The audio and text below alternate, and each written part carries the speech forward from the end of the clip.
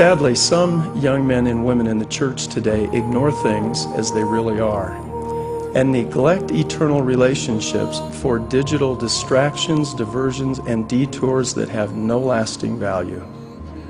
My heart aches when a young couple, sealed together in the house of the Lord for time and for all of eternity by the power of the Holy Priesthood, experiences marital difficulties because of the addicting effect of excessive video gaming or online socializing.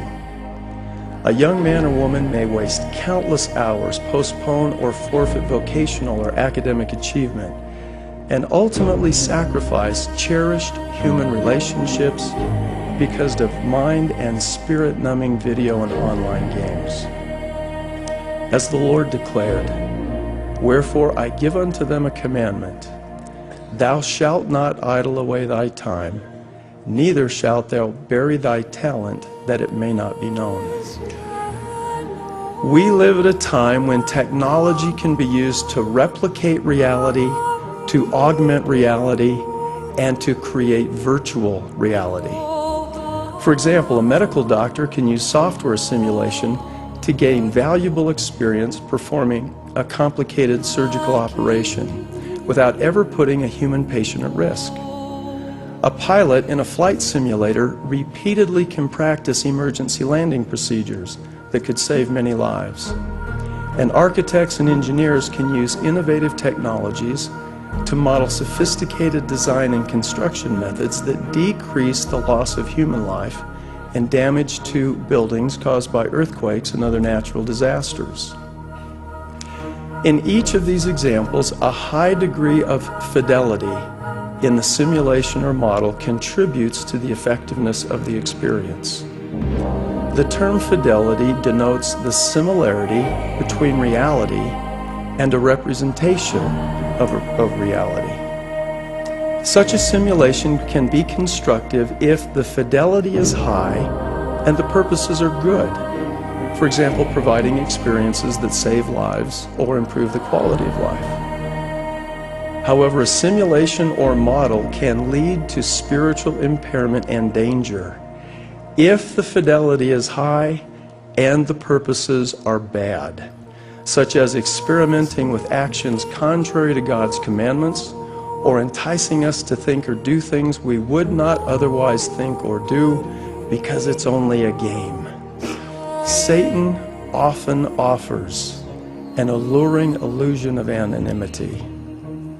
Lucifer always has sought to accomplish his work in secret. Remember, however, that apostasy is not anonymous simply because it occurs in a blog or through a fabricated identity in a chat room or virtual world. Immoral thoughts, words, and deeds always are immoral, even in cyberspace. Deceitful acts, supposedly veiled in secrecy, such as illegally downloading music from the internet or copying CDs or DVDs for distribution to friends and families, are nonetheless deceitful. We are all accountable to God, and ultimately we will be judged of Him according to our deeds and the desires of our heart. For as a man thinketh in his heart, so is he. The Lord knows who we really are, what we really think, what we really do, and who we really are becoming. He has warned us that the rebellious shall be pierced with much sorrow, for their iniquities shall be spoken upon the housetops, and their secret acts shall be revealed. Please be careful of becoming so immersed and engrossed in pixels, texting, earbuds, twittering, online social networking, and potentially addictive uses of media and the internet that you fail to recognize the importance of your physical body and miss the richness of person-to-person communication. Beware of digital displays and data in many forms of computer-mediated interaction that can displace the full range of physical capacity and experience. Now, brothers and sisters, please understand, I am not suggesting all technology is inherently bad. It is not. Nor am I saying we should not use its many capabilities in appropriate ways to learn, to communicate, to lift and brighten lives, and to build the church. Of course we should. But I am raising a warning voice that we should not squander and damage authentic relationships by obsessing over contrived ones. I testify that God lives and is our Heavenly Father. He is the author of the plan of salvation.